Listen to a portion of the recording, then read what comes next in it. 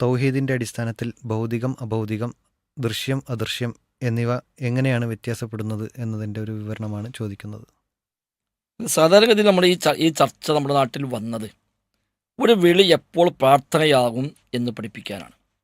കാരണം റബ്ബിനോടെ പ്രാർത്ഥിക്കാവൂ എന്ന കാര്യത്തിൽ പൊതുവേ മുസ്ലിമീങ്ങളെല്ലാം ഏകോപിക്കുന്നുണ്ട്. അള്ളാഹു പ്രാർത്ഥിക്കാം എന്ന് പറയുന്ന ആളുകൾ വളരെ കുറച്ചേ ഉള്ളൂ. ബാക്കി എല്ലാവരുടെയും വാദം റബ്ബിനോടെ പ്രാർത്ഥിക്കാവൂ എന്നാണ്. പക്ഷെ അവർ പറയുക ഞങ്ങൾ റബ്ബല്ലാത്തത് പ്രാർത്ഥിക്കുന്നില്ല. ഇപ്പം നമ്മുടെ സമസ്തക്കാരൊക്കെ ആണെങ്കിൽ ഞങ്ങൾ മൊഹീദീൻ ശൈഖിനോട് പ്രാർത്ഥിക്കുന്നില്ല, ഞങ്ങൾ മഹാന്മാരോട് പ്രാർത്ഥിക്കുന്നില്ല, സഹായം ചോദിക്കുന്നേ ഉള്ളൂ എന്ന ന്യായമാണ് പൊതുവെ പറയാറുള്ളത്. അല്ല, അത് പ്രാർത്ഥന തന്നെയാണ് എന്ന് നമ്മൾ അവർക്ക് ബോധ്യപ്പെടുത്താൻ ശ്രമിക്കാറുമുണ്ട്. അപ്പോൾ സ്വാഭാവികമായും ഈ തേട്ടം പ്രാർത്ഥന ആണോ അല്ലേ, അതായി ചർച്ച. പ്രാർത്ഥിക്കാമോ ഇല്ലേ, ചർച്ചയില്ല. അവരും പറയുന്നു പ്രാർത്ഥിക്കാൻ പാടില്ല, ഞങ്ങൾ പ്രാർത്ഥിക്കുന്നില്ല. നമ്മൾ പറയുന്നു പ്രാർത്ഥിക്കാറില്ല, നിങ്ങൾ പ്രാർത്ഥിക്കുന്നുണ്ട്. അപ്പോൾ അവർ പ്രാർത്ഥിക്കുന്നുണ്ടോ ഇല്ലേ, ഇതാണ് ചർച്ചയുടെ മർമ്മം. ഈ തേട്ടം അവർ നിർവഹിക്കുന്നുണ്ട് എന്ന കാര്യത്തിൽ സംശയമില്ല. അപ്പോൾ മൊഹീദീൻ ശൈഖെ സഹായിക്കണേ, മൊഹീദീൻ ശൈഖെ സ്വർഗം നൽകണേ, മൊഹീദീൻ ശൈഖെ പാപം പൊറുക്കണേ എന്നുവരെ പറയാം എന്നാണ് നമ്മുടെ സമസ്തക്കാർ വിശ്വസിക്കുന്നത്. പക്ഷെ അവർ പറയുന്നു ഞങ്ങൾ തേടുന്നുണ്ട്, ഈ തേട്ടം പ്രാർത്ഥനയല്ല.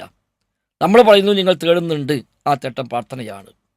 അപ്പോൾ ചർച്ചയുടെ മർമ്മം ഈ തേട്ടം പ്രാർത്ഥന ആണോ അല്ലേ എന്നതാണ്. എങ്കിൽ എപ്പോഴാണ് തേട്ടം പ്രാർത്ഥനയാവുക? അത് പഠിപ്പിക്കാൻ മലയാളത്തിൽ ഉപയോഗിച്ച പദപ്രയോഗങ്ങളാണ് ഈ പറയപ്പെട്ടവയൊക്കെ. അഭൗതിക മാർഗം, അദൃശ്യമാർഗം, മറഞ്ഞ വഴി, അസാധാരണ മാർഗം തുടങ്ങിയ വ്യത്യസ്തമായ പദങ്ങൾ നമ്മുടെ ഇസ്ലാഹി പണ്ഡിതന്മാർ മലയാള ഭാഷയിൽ ഉപയോഗിച്ചിട്ടുണ്ട്. അതായത് സാധാരണഗതിയിൽ ഒരാൾ മറ്റൊരാൾ സഹായം ചോദിക്കുന്ന രീതിയുണ്ട്. അതാണ് സാധാരണ മാർഗം എന്ന് പറയുക. അള്ളാഹു നിശ്ചയിച്ച വ്യവസ്ഥയുടെ അടിസ്ഥാനത്തിൽ സഹായിക്കാനും ദോഷത്തെ ഇല്ലാതാക്കാനും ഒക്കെയുള്ള ചോദ്യങ്ങൾ. ഉദാഹരണമായി സാമ്പത്തികമായി ഒരാൾ കടം ചോദിക്കുന്നു, അല്ലെങ്കിൽ ഒരു വിശക്കുമ്പോൾ ഭക്ഷണം ആവശ്യപ്പെടുന്നു, ദാഹിക്കുമ്പോൾ വെള്ളം ആവശ്യപ്പെടുന്നു. ഇതൊക്കെ സാധാരണ മാർഗത്തിലുള്ള ചോദ്യങ്ങളാണ്. ഇത് എന്തായാലും മരിച്ച ഒരാളോട് ചോദിക്കാൻ കഴിയില്ല എന്ന കാര്യം തീർച്ചയാണ്. ആരും ചോദിക്കുന്നുമില്ല.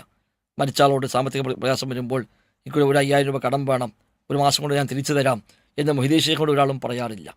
അപ്പോൾ സാധാരണ മാർഗത്തിലെ ചോദ്യം മരിച്ച ആളോട് സാധ്യമല്ല എന്ന് എല്ലാവർക്കും അറിയാം.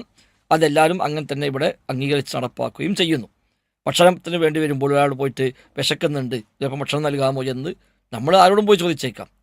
ജാതി മതം പോലും നോക്കാതെ ന്യായമായ സമ്പാദ്യമുള്ള ഏത് മനുഷ്യനോടും നമുക്ക് പോയി ചോദിക്കാം. എന്നാൽ മൊഹീദീൻ ശൈഖിൻ്റെ ഖബറിൽ പോയിട്ട് എനിക്ക് നേരത്തെ ഭക്ഷണം വേണം, ഒന്ന് കൊടുത്തയക്കണം, ഒരൽപ്പം ഭക്ഷണം എന്ന് പറയാറില്ല. അപ്പോൾ സാധാരണഗതിയിലുള്ള ചോദ്യങ്ങളല്ല മരിച്ചുപോയ ആളോട് ഇവിടെ ചോദിക്കുന്നത്. അവിടെയാണ് സാധാരണ മാർഗം, അസാധാരണ മാർഗം എന്ന വേർതിരിവ് വന്നത്. അഥവാ അള്ളാഹു നിശ്ചയിച്ച വ്യവസ്ഥകൾ, കാര്യകാരണ ബന്ധങ്ങൾ, പ്രാപഞ്ചിക വ്യവസ്ഥകൾ, ഈ വ്യവസ്ഥക്കുള്ളിലെ ചോദ്യത്തിലാണ് സാധാരണ മാർഗത്തിലെ ചോദ്യം. അതുതന്നെയാണ് ദൃശ്യമായ വഴിയിലെ ചോദ്യം, അതുതന്നെയാണ് ഭൗതിക മാർഗത്തിലെ ചോദ്യം എന്നൊക്കെ പ്രയോഗിക്കാറുള്ളത്. ഏറ്റവും ഫിറ്റായ പ്രയോഗം കാര്യകാരണ ബന്ധങ്ങളുടെ അടിസ്ഥാനത്തിലുള്ള ചോദ്യം എന്നാണ്. അള്ളാഹു നിശ്ചയിച്ച കാരണങ്ങളുമായി ബന്ധപ്പെട്ടുകൊണ്ട് കാര്യം നേടാനുള്ള പരിശ്രമം, അതാണ് കാര്യകാരണ ബന്ധങ്ങൾ എന്ന് പറയുന്നത്. അതിനപ്പുറമുള്ള ചോദ്യങ്ങൾക്കാണ് അഭൗതിക മാർഗത്തിലെ ചോദ്യം എന്ന് പറയുക. അഭൗതിക മാർഗത്തിലെ കഴിവ് പടച്ച റബ്ബിന് മാത്രമേ ഉള്ളൂ. അദൃശ്യ മാർഗത്തിലെ കഴിവ് റബ്ബിന് മാത്രമേ ഉള്ളൂ. അസാധാരണ മാർഗത്തിലെ കഴിവ് റബ്ബിന് മാത്രമേ ഉള്ളൂ. കാര്യകാരണ ബന്ധങ്ങൾക്കപ്പുറമുള്ള കഴിവ് പടച്ച റബ്ബിന് മാത്രമേ ഉള്ളൂ. അതുകൊണ്ട് അത്തരം കാര്യങ്ങളിൽ, അത്തരം മാർഗങ്ങളിൽ എല്ലാം തേടേണ്ടത് ആ റബ്ബിനോട് മാത്രമാണ്. അത് റബ്ബിനത്തോട് തേടിയാൽ അത് റബ്ബിന് കൊടുക്കേണ്ടത് അവർ കൊടുക്കലായി മാറി. അതിനാണ് ശിർക്ക് എന്ന് പരിചയപ്പെടുത്തുന്നത്. ഇപ്പോൾ പ്രവാചകൻ സ്വല്ലല്ലാഹു അലൈഹി വസല്ലം തങ്ങൾ സ്വഹാബത്തിനെ പല വിഷയത്തിൽ ഉപയോഗപ്പെടുത്തിയിട്ടുണ്ട്. പല രംഗത്തും സ്വഹാബത്തിനോട് സാമ്പത്തികമായ സഹായം ആവശ്യപ്പെട്ടു, ശാരീരികമായ സഹായം ആവശ്യപ്പെട്ടു, വ്യത്യസ്തമായ തലങ്ങളിൽ അവരോട് സഹായം ചോദിച്ചു. അതേ പ്രവാചകൻ പടച്ച റബ്ബിനോടും സഹായം ചോദിച്ചു. ഇത് തസ്തഗീസുന റബ്ബക്കും ഫസ്തജാബ ലക്കും. ബദറിൻ്റെ രംഗത്ത് നബിതങ്ങൾ മുസ്ലിമീങ്ങളെ സഹായത്തിന് ഉപയോഗപ്പെടുത്തി.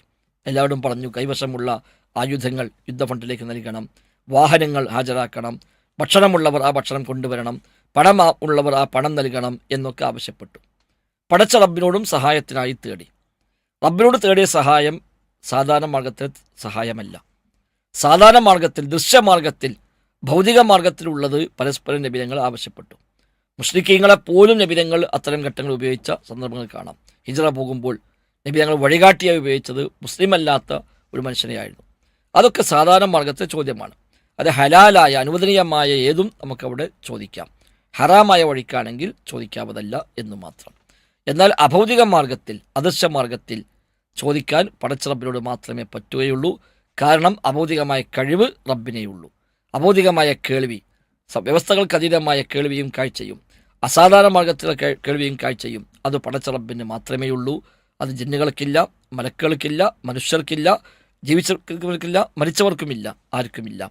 അതാണ് അഭൗതികം, അദൃശ്യം, അസാധാരണം എന്നൊക്കെയുള്ള പദപ്രയോഗങ്ങൾ തൗഹീദ് വിഷയത്തിൽ ചർച്ച വരാനുള്ള പശ്ചാത്തലം അതാണ്. അതിൻ്റെ ഉദ്ദേശവും ഇതാണ്. വല്ലാഹു അഅലം.